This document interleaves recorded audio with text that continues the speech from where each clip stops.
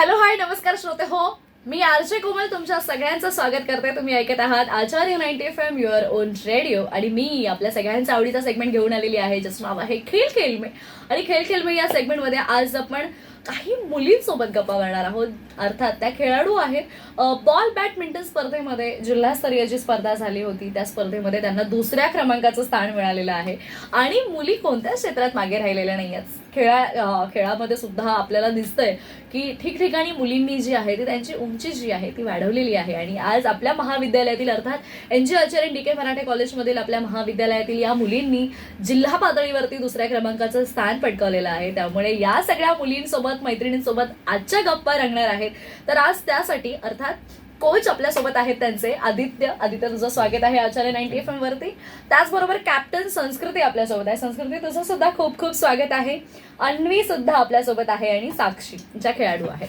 तर आपण सुरुवात करूया आजच्या या पॉडकास्टना. सगळ्यात पहिल्यांदा कॅप्टन तुमच्याकडे येईन, अर्थात संस्कृती तुझ्याकडे येईन. संस्कृती कसं वाटतंय जिल्हास्तरीय स्पर्धेला जिल्हास्तरीय पातळीवरती दुसऱ्या क्रमांकाचं स्थान मिळवलंय, कसं वाटतंय? भरपूर चांगलं वाटतंय. आणि दुसऱ्या आल्यामुळे एकदम छान वाटतंय, कारण की पहिली स्पर्धा आहे. पहिल्या ह्याच्यामध्ये मी कॅप्टन बनले आणि पहिल्यांदा दुसरं क्रमांक आणलंय. त्याच्यामुळे भरपूर छान वाटतंय. आणि कॅप्टनचं पूर्ण सपोर्ट होता आम्हाला. त्यांनी आम्हाला कोचचा. तर आम्हाला तर पहिलं स्टार्टिंग पण माहिती नव्हती, या गेममधले रूल्स माहिती नव्हते. त्यांनी पहिल्यापासून शिकवलं आम्हाला, त्याच्यामुळे इथपर्यंत येऊ शकलो. आणि ते लास्टपर्यंत आमच्या सोबत होते. गेम कसं खेळायचं, काय खेळायचं, बॉल वगैरे कसे मारायचे, ते सगळं शिकवलं. बरं मला सांग, तू आता 12वीला आहेस की 11वीला आहेस? 12वीला आहेस. तू कधीपासून हा खेळ खेळतेस किंवा या खेळाची ओळख तुला कशी झाली? मला आर्नीने सांगितलेलं पहिला. आर्नीने हे करून दिलं की तुला या गेममध्ये यायचंय का? तर मी बोलली हां चालेल. मी तेव्हा गावाला होती, गावावरून आली तेव्हा ह्यांची प्रॅक्टिस चालू झालेली. नंतर मग मी 4-5 दिवसानंतर आलेली. तेव्हापासून मग जरा आवड यायला लागली गेममध्ये, समजायला लागलं गेम चांगलं. पण मग तुला असं वाटतंय का की तुला तर या खेळाविषयी इतकी माहीत नव्हती आणि तुला माहिती नव्हती आणि तरी तू कॅप्टन झालीस?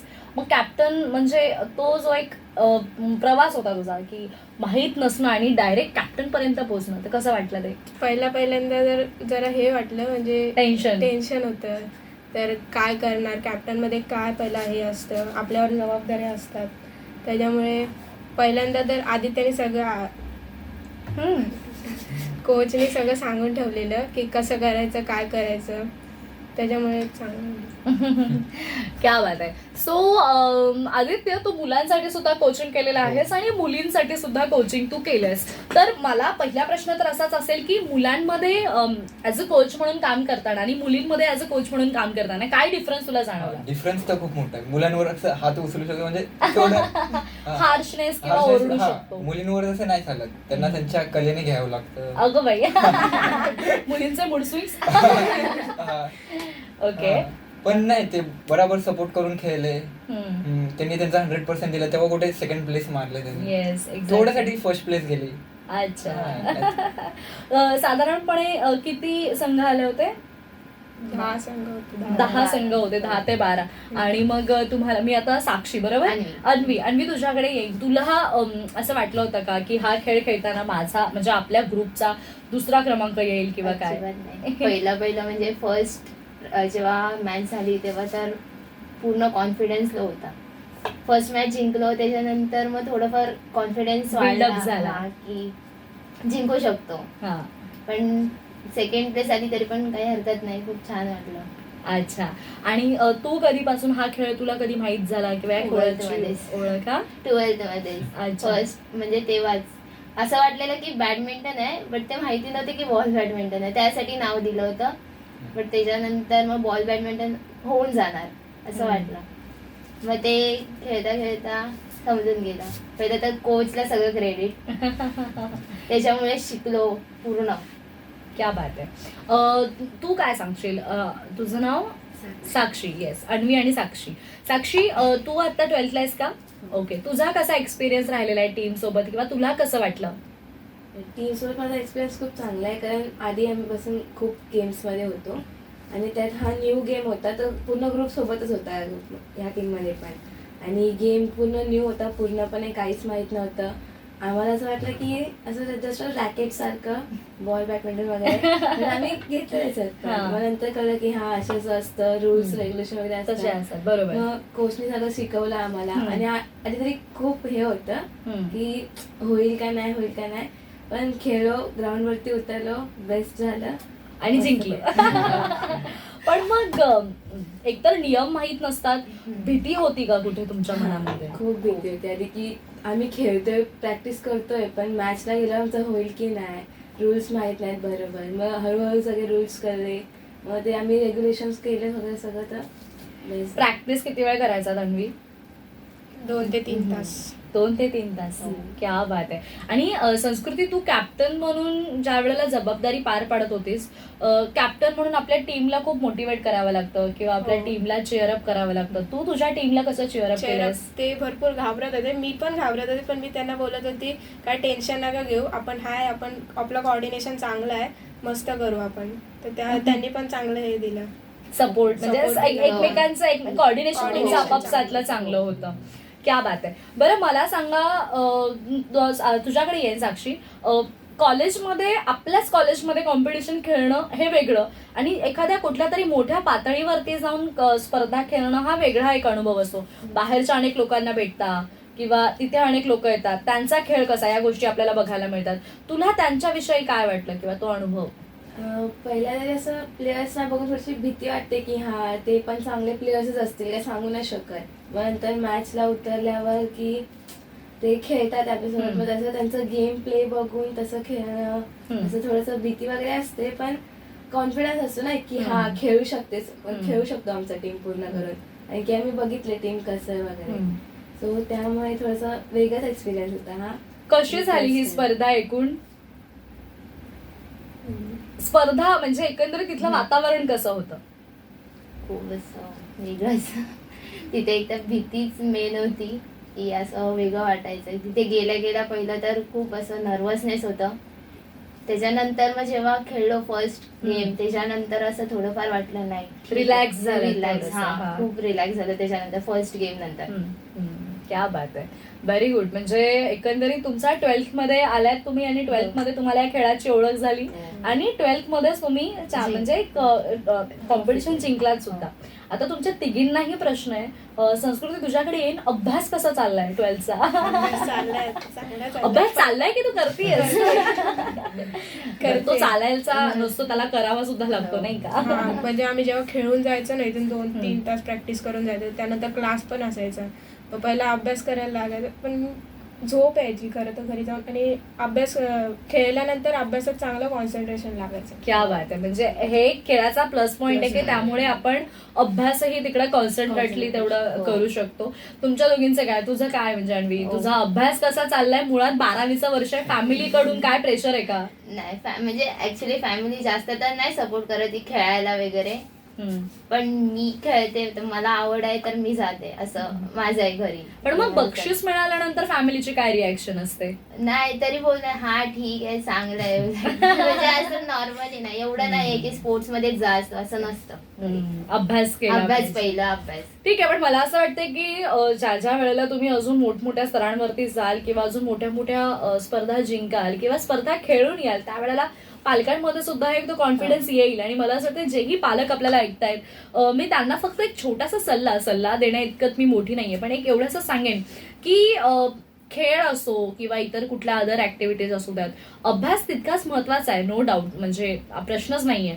पण आपल्या मुलाला एखाद्या गोष्टीमध्ये किंवा ज्या गोष्टीमध्ये त्याला आवड आहे ती गोष्ट त्याला मनापासून करू द्या, आणि तुम्ही जर ती गोष्ट करण्यासाठी जर त्याला तितका सपोर्ट केला ना, तर आपली मुलं त्यामध्ये खूप छान करिअर करू शकतात. म्हणजे ते क्षेत्र कोणतंही असो, मला असं वाटतंय. साक्षी, तू मला सांग, तुझ्या फॅमिलीकडून काय, म्हणजे फॅमिलीच्या रिॲक्शन्स काय, तुझ्या फॅमिलीतून कसा सपोर्ट आहे काय? माझ्या फॅमिली असं विरोध असं नाहीये, खेळून देतात, तर असं सपोर्ट नाही करत, पण की हा आपला खेळायचंय तू खेळ असं. पण हा जिंकून वगैरे आली, ट्रॉफी वगैरे आणली की मग खुश होणार, थोडा एन्जॉयमेंट. म्हणजे एकंदरीत सगळ्या पालकांचं हेच म्हणणं आहे की तुम्ही अभ्यासही केला पाहिजे.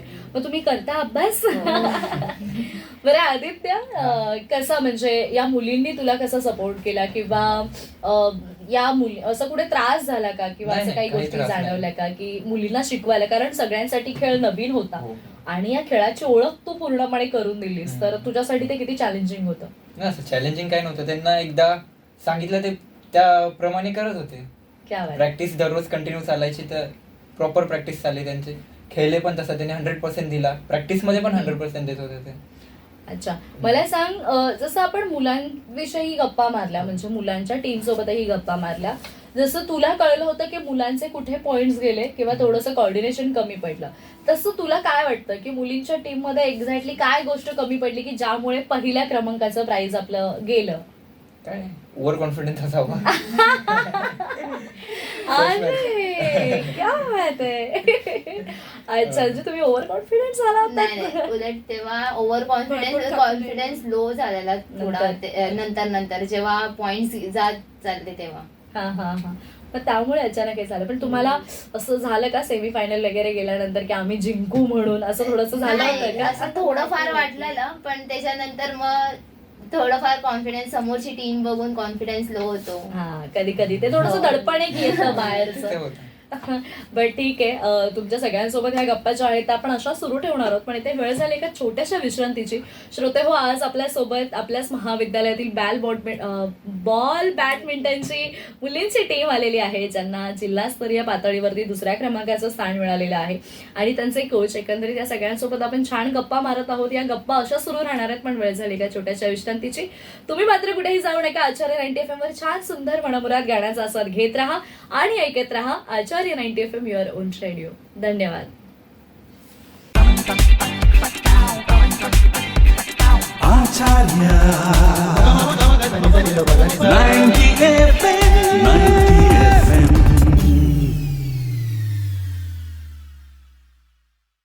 हॅलो, हाय, नमस्कार श्रोते हो, पुन्हा एकदा या छोट्याशा विश्रांतीनंतर मी आरजे कोमल तुमच्या सगळ्यांचं स्वागत करते. तुम्ही ऐकत आहात आचार्य 90 FM युअर ओन रेडिओ.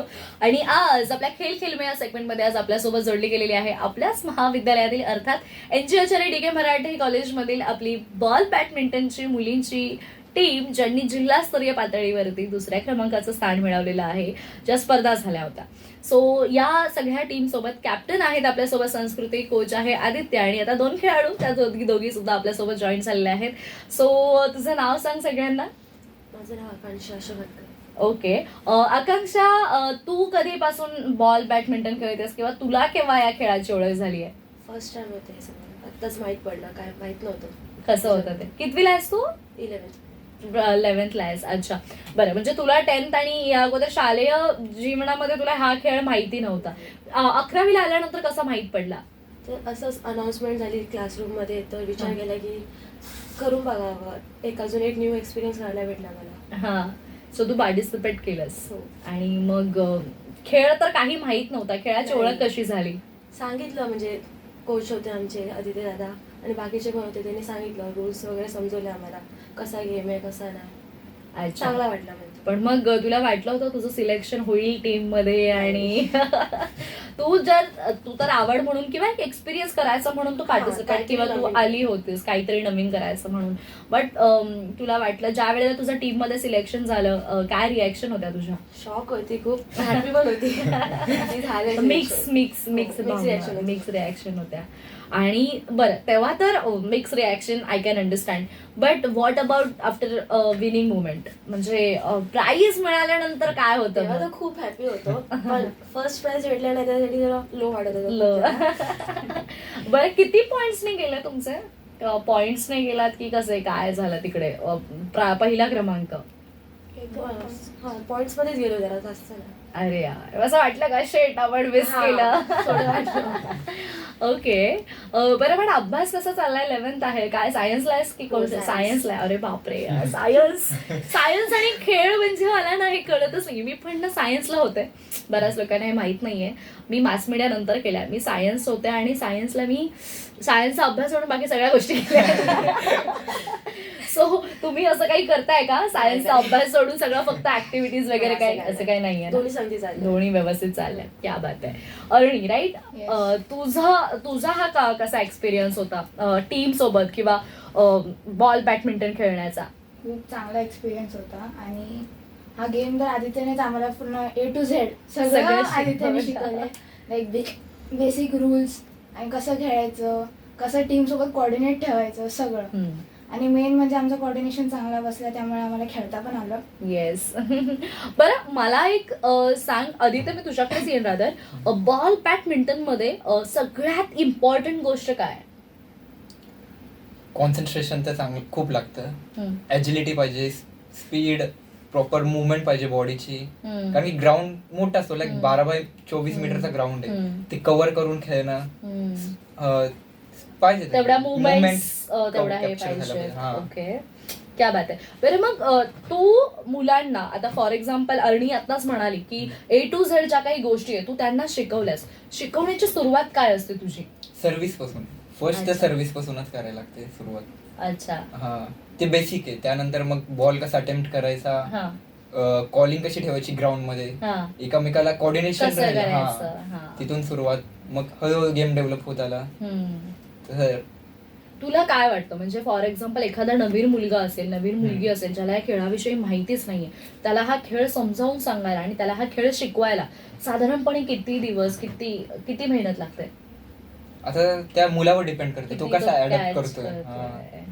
काय कायना 10 दिवसात लागतं, काय काय 1 मंथ लागतं, काय काय वर्ष पण लागू शकतं. अरे बापरे. ओके, म्हणजे इट्स ऑन त्या मुलीवरती, खेळाडूवरती डिपेंड आहे की ते कसं ग्रास्प करतात. ओके, क्या बात आहे. सो आपण कोऑर्डिनेशन विषयी बऱ्याच बोललोय. कॅप्टनला विचाराय, संस्कृती तुमचं कोऑर्डिनेशन आपापसातलं कसं होतं? चांगलं होतं. मी बॅक लेफ्ट बॅकला होती, तर ह्यांच्या सगळ्यांचे नाव घेऊन सांगायचे आणि बॉल येताना आपण अटेम्प्ट करतो तेव्हा वेट बोलूया. तर ते कोऑर्डिनेशन चांगलं होतं, ह्यांनी बरोबर खेळलं. क्या बात आहे, व्हेरी गुड. बरं आता मला हे विचारायचंय की आता म्हणजे अरणी तुझ्याकडे येईल पहिल्यांदा, की आतापर्यंत ही पहिली स्पर्धा झाली, दुसऱ्या क्रमांकाचं स्थान मिळवलं, इथून पुढे तुमचे काय प्लॅन्स आहेत का तुमच्या टीमचे? पुढे आता बघू, जशी ऑपॉर्च्युनिटी मिळेल तसं खेळायचं, करत राहणार आहे. क्या बात. आणि कॅप्टन तुझं काय म्हणणं याविषयी? खेळू, जर भेटलं चान्स तर खेळायचं. आता मग म्हणजे आता चान्स म्हणायचं तर मग मला आदित्यकडेच म्हणावं लागेल. आदित्य, तू तुझ्या दोन्ही टीमला कसं पुढे घेऊन जाणार आहेस किंवा काय? हा, आता त्यांच्यावर डिपेंड करतात. आता हे 12th पास आउट झाल्यानंतर आता कुठल्या कॉलेजवर त्याच्यावर डिपेंड राहणार. तेही आहे. बरं आता 12th सध्या तर म्हणजे एकतर आता तुमचा अभ्यासावरती पूर्णपणे कॉन्सन्ट्रेशन असेल. तुम्हाला आकांक्षा तू सांग, टीचर्सचा कसा सपोर्ट मिळतो या सगळ्या ऍक्टिव्हिटीजसाठी? टीचर्सही बोलतात की ड्युरिंग लेक्चर काय करायचं नाही, त्याच्या आधी करा नाही तर त्याच्या नंतर करा. ओके, त्यांचा पण सपोर्ट आहे, म्हणजे असं नाहीये, आहे त्यांचा सपोर्ट. ओके, क्या बात आहे. आणि येस, तर आपण आज छान सगळ्यांसोबत ह्या गप्पा मारतच आहोत. आदित्य, जाता जाता मी तुला एक रिक्वेस्ट करेन की आपले जे ऑडियन्स आहेत त्यांना जर तुला खेळाविषयी किंवा बॉल बॅडमिंटन विषयी काही सांगायचं असेल तर काय सांगशील? हा गेम ऍक्च्युअली खेळला पाहिजे. ह्याच्यामध्ये असं काही नाही की काय बोलतात वेगळं असं. हा, वेगळं कसं नाही. त्याच्यामध्ये काय तुम्हाला पॉवर पाहिजे असं काय, कोणी पण खेळू शकतं ह्याच्यामध्ये. म्हणजे एक्स्ट्रा असं काही लागत नाही. एक्स्ट्रा असं काही लागत नाही. सो फक्त तुमची आवड पाहिजे. एक्झॅक्टली. आधी त्याला हेच म्हणायचं की तुम्ही खेळून पहा आणि जितकं आपण इतर खेळांना महत्व देतो तितकंच महत्व या खेळालाही आपण दिलं गेलं पाहिजे. कारण बरेच खेळ असे आहेत ज्या खेळांबद्दल इतका अवेअरनेस अजूनही नाहीये, किंवा अवेअरनेस असला तरी तो खेळाडूंमध्ये आहे, त्यांच्या पालकांमध्ये नाहीये. कारण पालकांचंही म्हणणं बऱ्याच वेळेला असं होतं की हा खेळ म्हणजे हाच खेळ महत्वाचा आहे किंवा हाच खेळ छान आहे. पण असेही काही खेळ आहेत, गेम्स आहेत जे खरंच तितकेही महत्वाचे आहेत, ज्यांना उच्च स्तरावरती स्थान प्राप्त झालेलं आहे. त्यामुळे पालकही जे ऐकतायत त्यांना मी रिक्वेस्ट करेन की तुम्ही प्लीज तुमच्या मुलांना खेळू द्या. आणि अशा प्रकारचे खेळ, जरी त्याचं नाव इतकं पालकांमध्ये पोहोचलेलं नसलं तरी त्या खेळाला एक वेगळा दर्जा मिळालेला आहे. त्यामुळे कोणताही खेळ कमी जास्त नाहीये. मुलांना खेळू द्या, मुलांच्या इच्छेनुसार त्यांना जगू द्या. आणि तुमच्या टीमला खूप खूप शुभेच्छा आहेत. Wish you all the best. 12th आहे, सगळ्यांनी 12th वरती फोकस करा. आदित्य ऑलरेडी 12th पास करून तो इकडे आलेला आहे, सो त्याची एक जर्नी पास झालेली आहे. तो तुला सुद्धा शुभेच्छा आहेत. जरा तू कोचिंग करत करत तुझ्या स्वतःवरती लक्ष देत देत तू तुझा अभ्यासही चांगला करशील, कारण तू CS घेतलंस. ओके, आणि तुम्ही तर 12th सायन्स आहे तुमचं, तू 11th आहे. ओके, म्हणजे तुझ्याकडे अजून 1 वर्ष आहे, तू खेळू शकतेस. सो तुमच्या दोघींनाही, तुमच्या तिघींनाही रादर खूप शुभेच्छा आहेत. आणि अशाच पुढे छान छान मॅचेस खेळत राहा, असेच छान छान ट्रॉफी आपल्याकडे घेऊन येत राहा. आणि आता 2रा क्रमांक आल्यानंतर 1ला क्रमांक मिळेलच, तोपर्यंत तुम्ही तितकीच प्रॅक्टिस तुम्ही तेवढी कराल चांगली. सो खूप छान वाटलं तुमच्या सगळ्यांसोबत गप्पा मारून. आय होप आपल्या सगळ्या लिस्नर्सना सुद्धा ह्या गप्पा खूप आवडल्या असतील. तर श्रोते हो, आमचा हा खेळाविषयीचा पॉडकास्ट तुम्हाला कसा वाटलाय ह्या प्रतिक्रिया आम्हाला नक्की कळवा. आचार्य 90 FM ला युट्यूबवर सबस्क्राईब करायला विसरू नका. इंस्टाग्राम, फेसबुक, ट्विटरवरती सुद्धा फॉलो करायला विसरू नका. नवीन नवीन अपडेटसाठी स्टे ट्यून. आणि आता आस्वाद घेणार आहोत मस्तपैकी खेळांच्या गाण्याचा. तर श्रोते हो, ऐकत रहा आचार्य 90 FM युअर ओन रेडिओ. धन्यवाद.